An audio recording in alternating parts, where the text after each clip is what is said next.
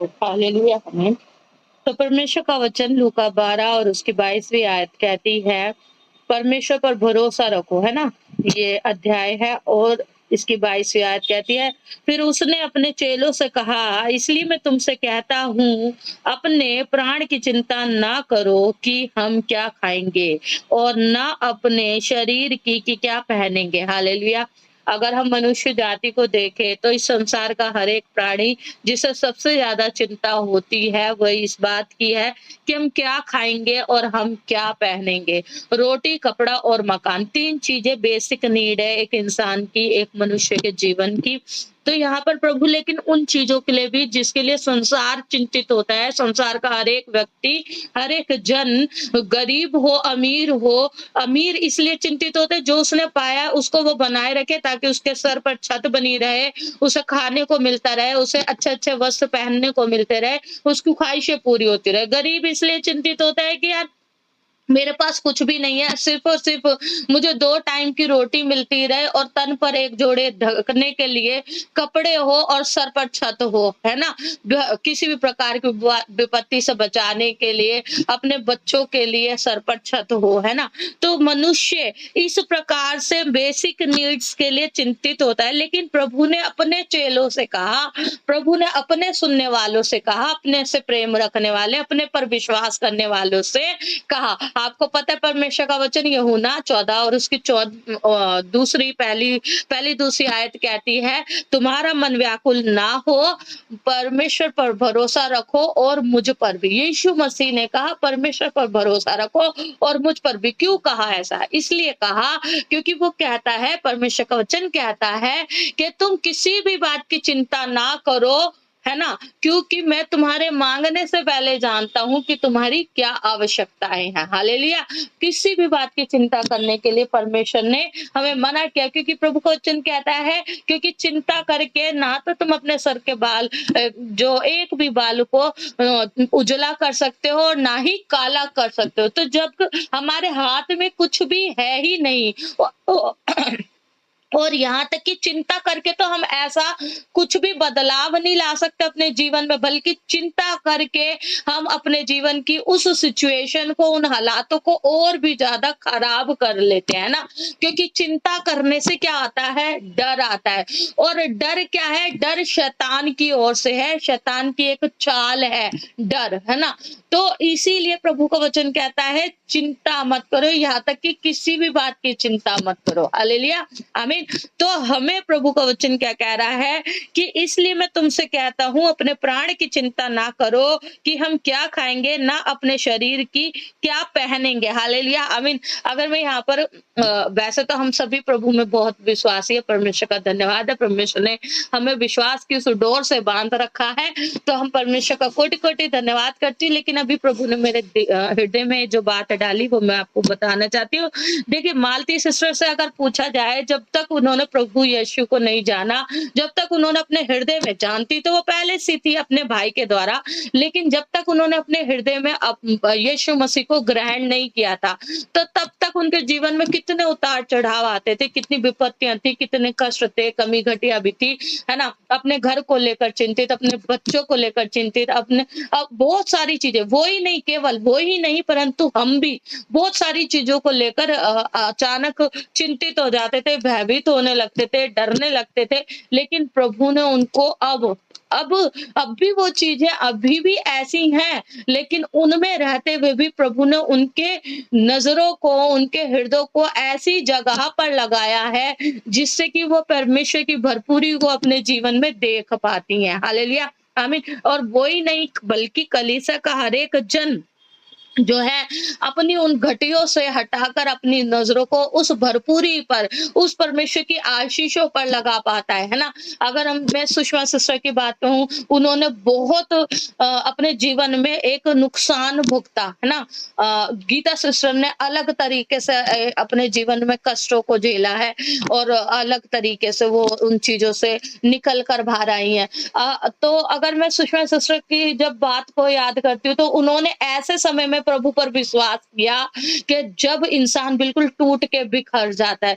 मैं भारतीय सिस्टर की बात करूं, ये उदाहरण है, हम परमेश्वर के वचन में उदाहरण देखते हैं, है ना। हम परमेश्वर के वचन में उन लोगों का वर्णन देखते हैं जिनको परमेश्वर ने जरूरी जाना कि इनको मैं अपने वचन में जगह दूं, स्थान दूं, लिखूं इनके विषय में, ताकि हर पढ़ने वाला आशीष को पाए। तो अगर आज मैं इन बहनों के बारे में बता रही हूँ आपको, तो उसका अर्थ ये है कि हाँ, इन्होंने परमेश्वर पर इस प्रकार का विश्वास किया है ना। हमने उस प्रकार का विश्वास किया है जिसकी द्वारा हमने परमेश्वर की बढ़ती को, उसकी आशीषों को, उसकी बरकतों को अपने जीवन में देखा है। हालेलुया, आमीन। तो यहाँ पर प्रभु का वचन, फिर भी यदि कोई विश्वास में गिरता है, फिर भी किसी के जीवन में डर और भय जगह ले रहा है, स्थान बनाने की कोशिश कर रहा है, तो ऐसे लोगों के लिए परमेश्वर का वचन कहता है, तुम किसी बात के लिए चिंता ना करो।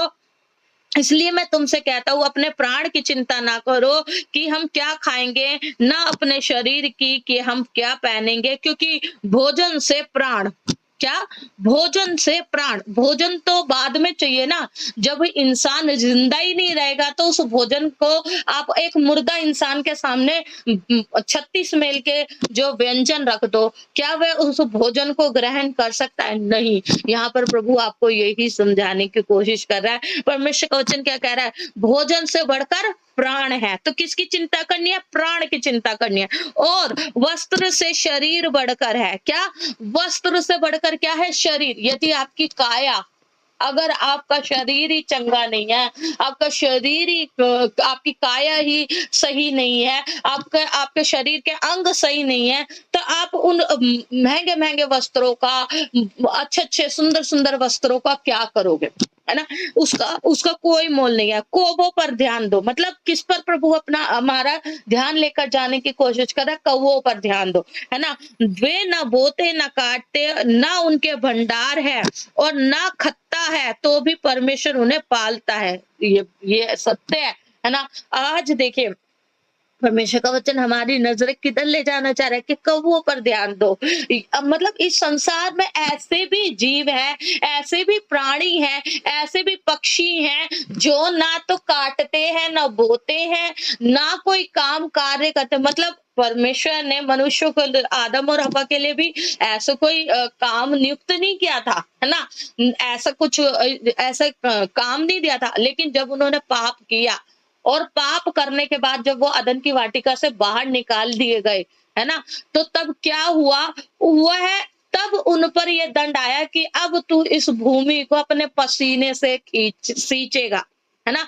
इस भूमि को क्या करेगा? अपने पसीने से सींचेगा। इसका क्या अर्थ है? मतलब अब तुझे मेहनत करके खाना पड़ेगा। अब तू उस भूमि को उपजाऊ बनाने के लिए अपना पसीना बहाएगा, है ना।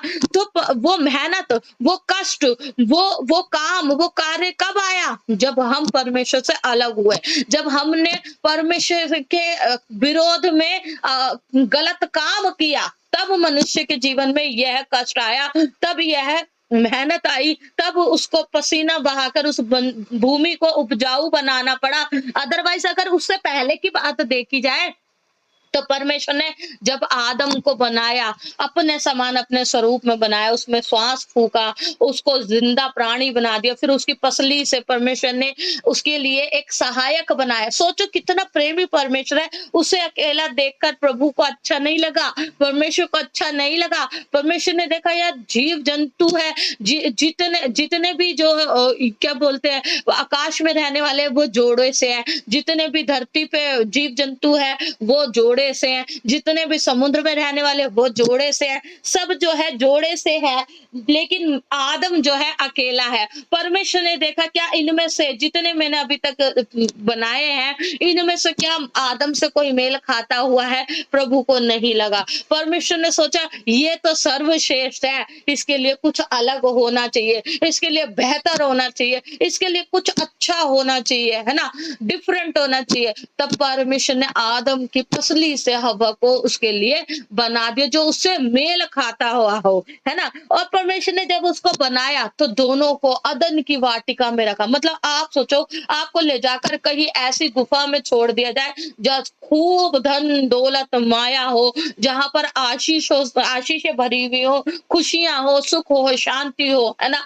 तो ऐसी जगह पर छोड़ दिया जाए तो आप सोचो कि आप कैसा फील करेंगे, कैसा महसूस करेंगे उस समय में जब परमेश्वर ने आदम और हव्वा को बनाया और अदन की वाटिका में रखा, तब वे ऐसे ही आनंद का जीवन जीते थे। उन्हें कोई डर नहीं था, उन्हें कोई भय नहीं था, उन्हें कोई चिंता नहीं थी, उन्हें पहनने की चिंता नहीं थी कि अगर वो नंगे भी थे तो भी वे लजाते नहीं थे। क्यों? क्योंकि परमेश्वर ने उनको ऐसे ही रखा था, है ना? उनको किसी बात का भय नहीं था, उनको भूख का डर नहीं था कि वो क्या खाए। परमेश्वर ने उनके लिए पहले ही इंतजाम कर रखा था कि तुम केवल इन 2 वृक्षों के फल को छोड़कर इनमें से कुछ भी जो यहाँ पर लगे हैं खा सकते हो। तो बिना चिंता के वो कभी भी उनको भूख लगे वो खा सकते। तो भूख तो परमेश्वर ने उन्हें जब भी दी थी ना, है ना?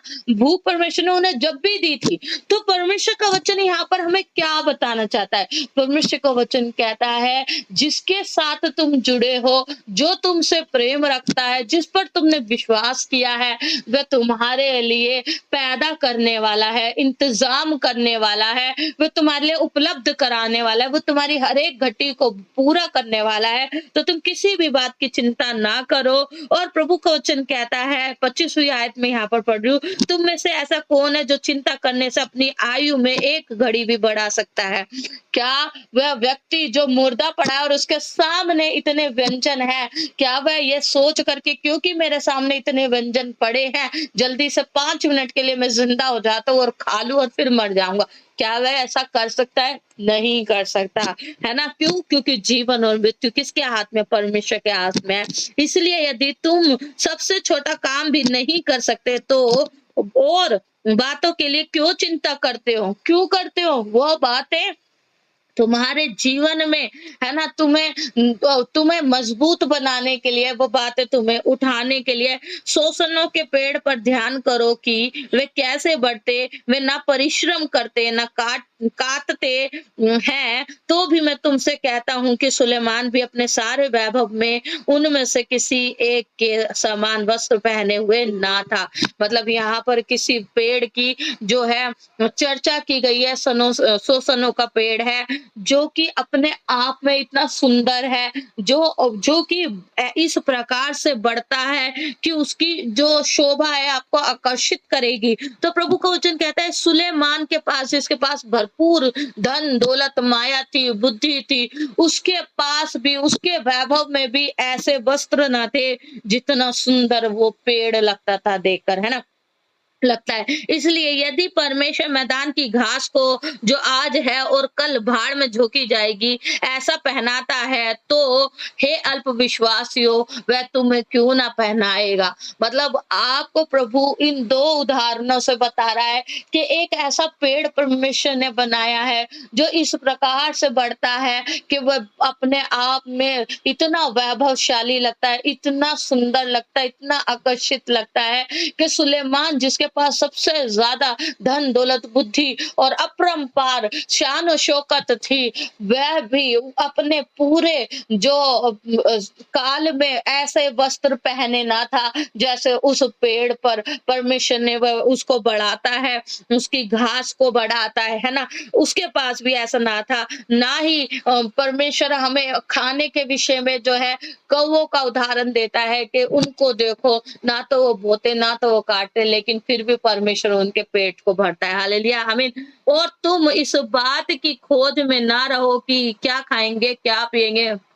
बार बार प्रभु हमें एक ही बात कहता है कि तुम क्या खाओगे क्या पियोगे इस बात की चिंता ना करे और ना संदेह करो। क्या? इस बात पर भी संदेह ना करो। देखो प्रभु ने जब आपसे, मुझसे, हम सब विश्वासियों से, अपने पास आने वालों से ये वायदा किया है जो कि झूठा नहीं सच्चा परमेश्वर है, उसने ये वायदा किया है कि मैं तुम्हारी हर एक आवश्यकता को, जरूरत को तुम्हारे मांगने से पहले जानता हूँ कि तुम्हारी क्या जरूरत है, क्या आवश्यकता है।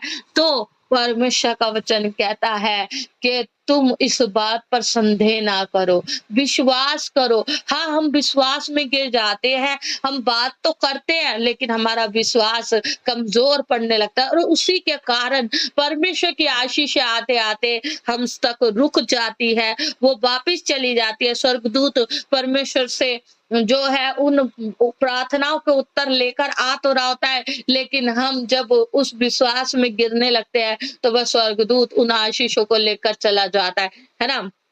तो प्रभु का वचन कहता है, क्योंकि संसार की जातियां इन सब वस्तुओं की खोज में रहती है। क्या? संसार की बाकी जातियां, वे लोग जो प्रभु को नहीं जानते, वे लोग जो प्रभु को नहीं मानते, है ना? वे लोग इन इस तरह की जो चीजों में, इस तरह की बातों में पड़ी रहती हैं। लेकिन प्रभु कहता है अपने बच्चों से, जिन्हों को उन्होंने मोल देकर छुड़ा लिया है, अपने इकलौते पुत्र को देकर छुड़ा लिया है, उनके लिए प्रभु कहता है किसी बात की चिंता मत करो, तुम्हारा मन व्याकुल ना हो, परमेश्वर पर भरोसा रखो। वो मनुष्य थोड़ी है जो बोलने के बाद मुखर जाएगा, वो तो परमेश्वर है, वो तो प्रभु है, वो तो सर्वशक्तिमान है, वो तो सृष्टि करता है, वह जिसने हमें बनाने से पहले हमारे लिए हर एक चीज उपलब्ध करा दी, वह तो वो है। तो वो अपनी बातों को याद रखता है, वो कभी भूलता नहीं, और लेकिन उसकी बातें उनके जीवन में पूरी होती है जो उस पर विश्वास करते हैं, जो उसके पास यह कहकर आते हैं, हे मेरे पिता, है ना? हे मेरे पिता कहकर आते हैं, उनके लिए वह अपने वचन को उनके जीवन में पूरी करता है। प्रभु का वचन कहता है, परंतु उसके राज्य की खोज में रहो तो ये वस्तुएं भी तुम्हें मिल जाएंगी। क्या परमेश्वर का वचन कह रहा है कि ये जो वस्तुओं की खोज संसार कर रहा है, और जो वस्तुओं के लिए मैं तुमसे कहता हूँ तुम चिंता मत करो, ये सब वस्तुएं तो तुम्हें आप मिल जाएगी, लेकिन तुम किसकी खोज करो? परमेश्वर के राज्य की खोज में रहो और ये वस्तुएं तुम्हें आप मैं उपलब्ध करा दूंगा। हालेलुया, आमीन। प्रभु का वचन आगे कहता है स्वर्गीय धन के विषय में, हे छोटे झुंड मत डर, क्योंकि तुम्हारे पिता को यह भाया कि तुम्हें राज्य दे। हालेलुया। आज कलीसिया में बहुत थोड़े जन रह गए हैं, क्योंकि प्रभु का वचन कहता है अंत का समय जब आएगा तो बहुत से ऐसे होंगे जो मुड़ जाएंगे, बहुत से ऐसे होंगे जो जो प्रभु के नाम से आएंगे, उसे पुकारेंगे, लेकिन प्रभु उनकी नहीं सुनेगा, है ना? क्यों? क्योंकि वह सच्चे आराधकों को ढूंढ रहा है ना? तो प्रभु का वचन क्या कह रहा है? हे छोटे झुंड मत डर, क्योंकि तुम्हारे पिता को यह भाया कि तुम्हें राज्य दे। आज हो सकता है किन्हीं चीजों की हमारे पास घटी है, लेकिन प्रभु हमारी घटियों को जानता है, उसकी आंखें धर्मियों की ओर लगी रहती है, परमेश्वर उनकी दुहाइयों को सुनता है और उनकी प्रार्थनाओं का उत्तर देता है। हालेलुया, आमीन। परमेश्वर का वचन कहता है अपनी संपत्ति बेचकर दान कर दो और अपने लिए ऐसे बटुए बनाओ जो पुराने नहीं होते, अर्थात स्वर्ग पर ऐसा धन इकट्ठा करो जो घटता नहीं और जिसके निकट चोर नहीं जाता और ना कीड़ा लगता है, ना कीड़ा बिगाड़ता है। तो प्रभु का वचन यहाँ पर इस वचन से क्या अर्थ है? परमेश्वर का वचन है का अर्थ है, परमेश्वर कहता है कि जो संपत्ति का अर्थ ये नहीं कि तुम अपनी संपत्ति बेचकर मतलब दान में दे दो, से अर्थ है कि जो तुम्हारे बस में है, यदि तुम्हारे पास तुम्हारा पड़ोसी मदद के लिए आता है और वो चीज तुम्हारे पास है, उसकी आवश्यकता को तुम पूरी कर सकते हो, तो तुम उसे वापिस छूछे हाथ मतलब खाली हाथ लौटाओ नहीं। उसको ये ना कहो कि तू कल फिर आना और फिर मैं तुझे दूंगा, क्योंकि आप नहीं जानते परमेश्वर अपने दूतों को ऐसे ही भेजता है। परमेश्वर आपको परखता है, परमेश्वर आपके हृदय को देखता है, तो अपने हृदय को हमें दीन करना है, नर्म करना है, कृपालु दयालु बनाना है, जैसे पिता हमारे लिए कृपालु है, दयालु है, दीन है, हमारे पापों को क्षमा करने वाला है। हालेलुया, आमीन। तो परमेश्वर का वचन हमें यहाँ पर क्या बताता है? परमेश्वर का वचन कहता है कि ऐसे अपने अपने हृदय को हमें ऐसा बनाना है, अपने मन को हमें ऐसे तैयार करना है, और परमेश्वर के लिए क्या ऐसे बटुए बनाने हैं, ऐसे ऐसे ऐसे कामों को करना है जो जो कि स्वर्ग में धन इकट्ठा करे, है ना? ऐसे-ऐसी बातें जो परमेश्वर को भाने वाली हो, ऐसे-ऐसे हम दूसरों की ज़रूरतों को पूरा करने में परमेश्वर के को प्रसन्न कर सके, है ना? कि परमेश्वर हमारी हर एक आवश्यकता को, घटी को भरपूरी से भरने वाला हो जाए। हालेलुया, आमीन। प्रभु का वचन कहता है, ऐसा धन इकट्ठा करो जिसके निकट चोर नहीं जाता और ना कीड़ा बिगाड़ता है। देखो, बहुत-बहुत लोगों ने जो बहुत धन इकट्ठा किया, बहुत-बहुत पहले के लोग की बातें सुने, तो देखो वो राजा महाराजा होते थे, हरा देते थे, एक देश को हरा दिया, एक राज्य को हरा दिया, उसका धन बटोर लिया, उसको उसका उसकी माया सारी इकट्ठी कर ली, फिर उसने कल मर जाना है और वो धन जो उसने इकट्ठा किया किसी और के लिए वो छोड़ के चला जाता है, या फिर वो गुफाओं में बंद कर देते थे, है ना? और फिर उस गुफा में गड़े धन को कोई और पाता था और उसका आनंद कोई और उठाता था। तो परमेश्वर का कहने का अर्थ क्या है? आज भी अगर हम देखें तो कितने नेता, कितने लोग जो है ऐसे धन इकट्ठा करते हैं, घरों में चिनवा देते हैं, धरती में दबा देते हैं। वो पड़ा-पड़ा सड़ जाता है, गल जाता है, कीड़ा खा जाता है ना? उनको दीमक लग जाती है, लेकिन वो किसी की मदद नहीं करते। किस लिए इकट्ठा करता है? पीढ़ी दर पीढ़ी को उनकी खाए, है ना? लेकिन प्रभु क्या कहता है? प्रभु का वचन क्या कह रहा है यहाँ पर? तुम कैसा धन इकट्ठा करो, तुम ऐसा धन इकट्ठा करो जिसमें कीड़ा ना लगने पाए, है ना? तो वो धन कौन-सा वो धन है? वो कौन-सी माया है? वो धन है जब हम अपने जीवन से ऐसे कामों को करते हैं जो परमेश्वर को भाते हैं, तब परमेश्वर हमें गुप्त गढ़ा हुआ धन भी देता है। हालेलुया! आमीन। परमेश्वर का वचन हमें बताता है कि मैं तुझे गुप्त गढ़ा हुआ स्थानों का धन तुझे दूँगा। हालेलुया! और परमेश्वर ने कैसे हमें वास्तव विवरण जो 14 की 28 की सारी आशीषें, है ना, हमारे जीवन में दी है। तो परमेश्वर का वचन क्या कहना चाहता है यहाँ पर कि हमें ऐसी बातों पर ध्यान लगाना है जहाँ पर परमेश्वर हमारे लिए ऐसे-ऐसे कामों को पूरा करे, क्योंकि जहाँ तुम्हारा धन है वहाँ तुम्हारा मन भी लगा रहेगा। प्रभु का वचन कहता है मनुष्य स्वार्थी है, परमेश्वर जानता है ना?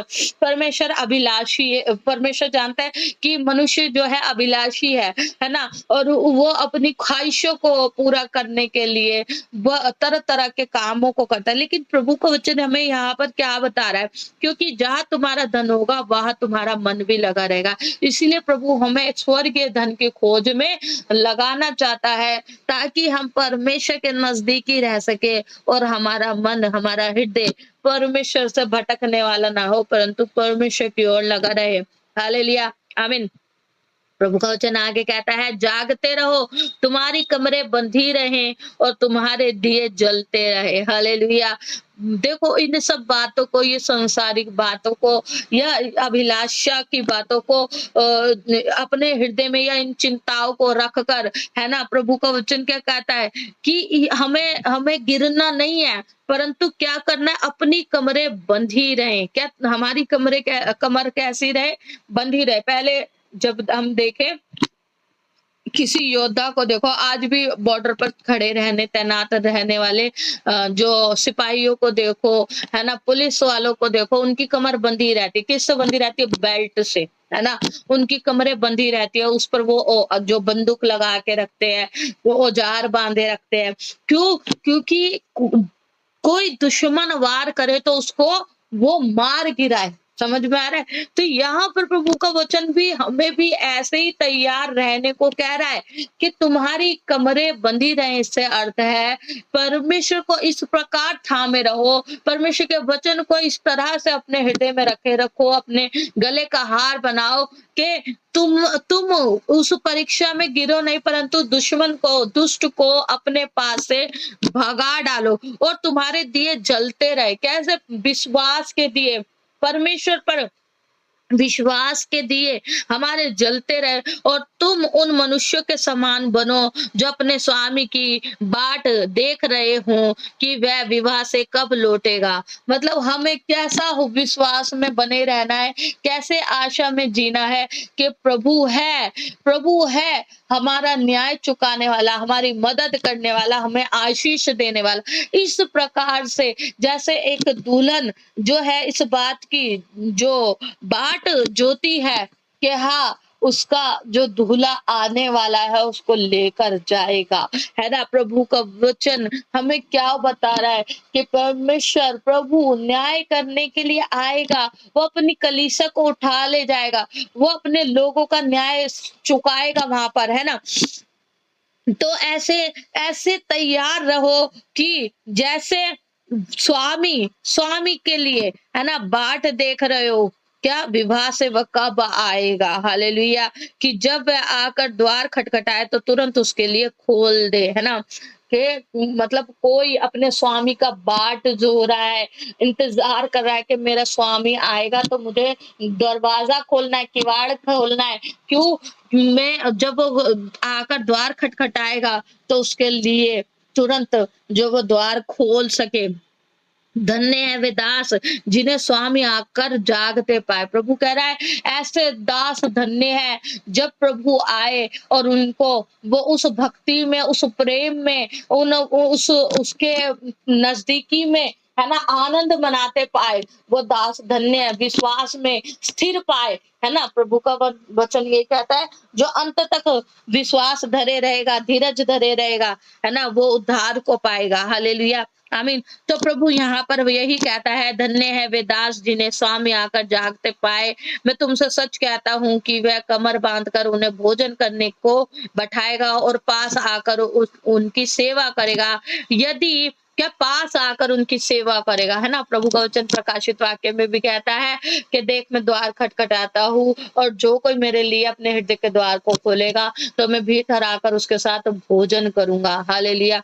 तो प्रभु यहाँ पर भी वही कह रहा है, हमेशा प्रभु आपको, मुझको, हम सबको, अपने विश्वास जन को क्या कहता है कि तुम अपने हृदय के द्वार को खोलो। वो हमारे पास आकर रहना चाहता है, हमारे हृदय में बसे रहना चाहता है। वो नहीं चाहता कि हम उससे दूर हो। हालेलुया, आमीन। और क्या उनकी सेवा करेगा, मतलब आप सोचो, परमेश्वर उन्हें भोजन करने को बैठाएगा, परमेश्वर उनके पास आकर उनकी सेवा करेगा, है ना?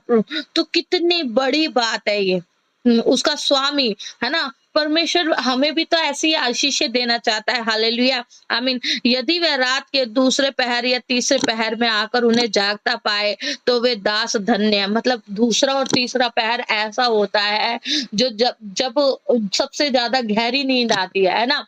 तो प्रभु का वचन यहाँ पर क्या कह रहा है कि उस पहर में जब उस दास को वह स्वामी जागते पाएगा तो वह दास कितना धन्य है। उस दास को वह स्वामी अपने हृदय से लगा लेगा, है ना? अपने नजदीकी जगह देगा, उसके साथ उसको भोजन के लिए बैठाएगा, उसकी सेवा करेगा। परंतु तुम यह जान रखो कि यदि घर का स्वामी जानता कि चोर किस घड़ी आएगा तो जागता रहता और अपने घर में सेंध लगने ना देता, है ना? जब हम जानते होते हैं कि हाँ आज चोर आएगा घर में चोरी करने, है ना, जब अड़ोस पड़ोस में कोई चोरी होती है, रोज चोरियां हो रही होती है, तो हम कितने चौकन्ने हो जाते